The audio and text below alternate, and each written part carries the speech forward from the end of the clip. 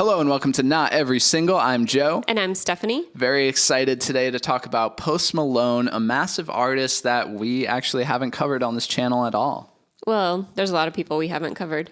That's true. We only have like 60 videos. But this is an artist that I've heard a bit of. Mm-hmm. You've maybe heard a bit of? I listened to Hollywood's Bleeding last year. Yeah. I don't remember if I listened to 12 Karat Toothache.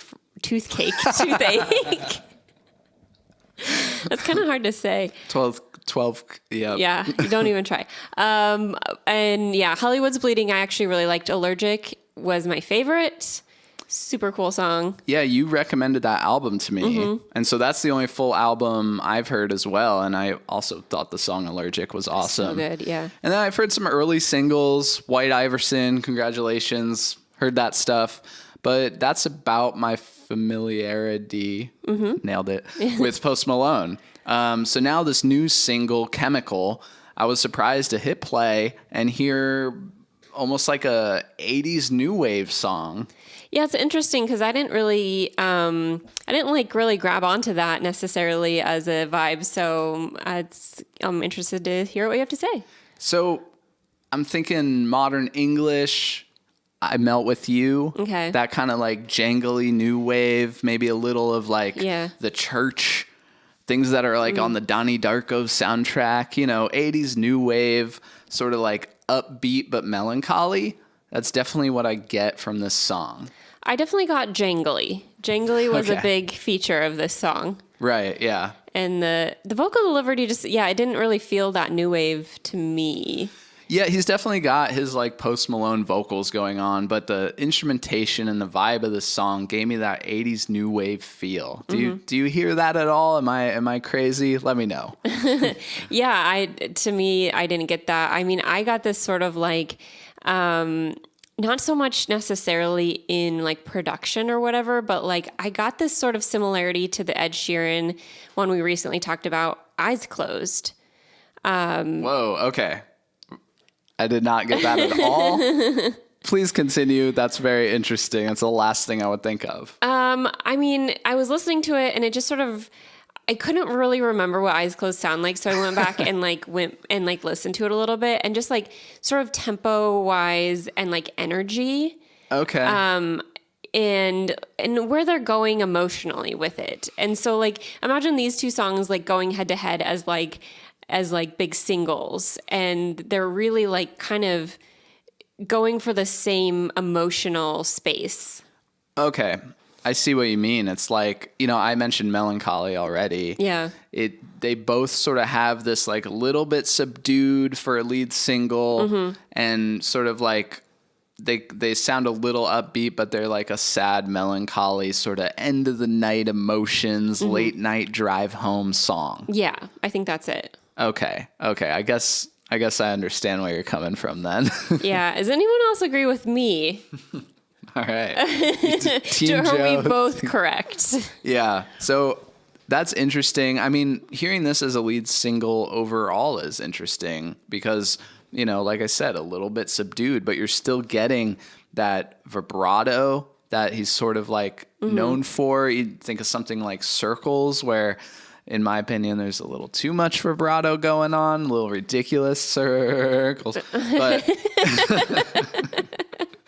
but also his falsetto is like always, it always really impresses me.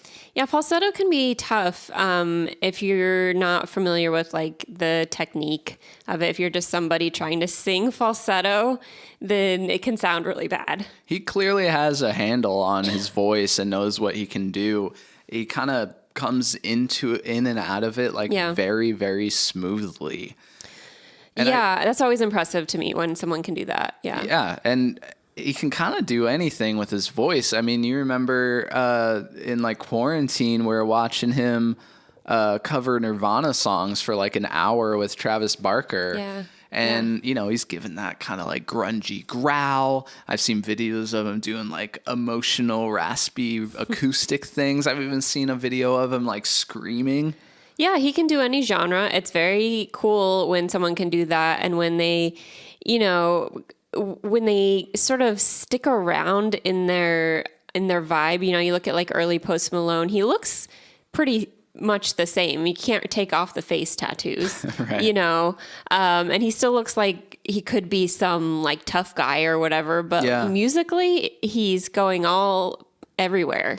I love that. He can kind of come off as like masculine and tough, or he can come off like vulnerable and like letting you in more as a listener. I think that's really important. And, you know, you mentioned like can do any genre. That's like definitely a thing with him that I really appreciate. There was a year a couple years ago, believe it or not, a couple years ago, there was a year. And the top stream artists were Billie Eilish and Post Malone. Maybe not in that order. I forget which is which, but these are both huge artists that you can't pin down to any genre. Yeah. And that has us really excited for like what music is now. Like the less genre barriers, the better. Yeah, and if you want to be an artist that looks the way they look, kind of dark and you know what they both look like, and you can still be that, and people will still accept you as that, even if you do talk about whatever. If Talk you about your feelings. talk about your feelings, or like go on Conan, like Billie Eilish and Phineas were on Conan. You know, you can be like a normal, relatable person. You don't have to be this untouchable, like, ooh, they're so serious, or they're so creepy, or anything like that. Yeah, it's like you don't have to live up to your like established iconography. Yeah. Like you were saying about like earlier Billie Eilish. It was like so like dark and brooding and like gothic almost or something. And yeah, you don't have to stay attached to that, and you can like dip into other stuff, be more vulnerable, try different genres. It's really exciting. And, you know, I'm excited to check out this album. But like I said, we've only heard Hollywood's Bleeding. Is there a Post Malone album we should go back and check out? Let me know. Should we be checking out 24, what'd you call it? 24 karat toothcake or something? Should we check that one out? Let us know below. This is Not Every Single. I'm Joe. And I'm Stephanie. Bye.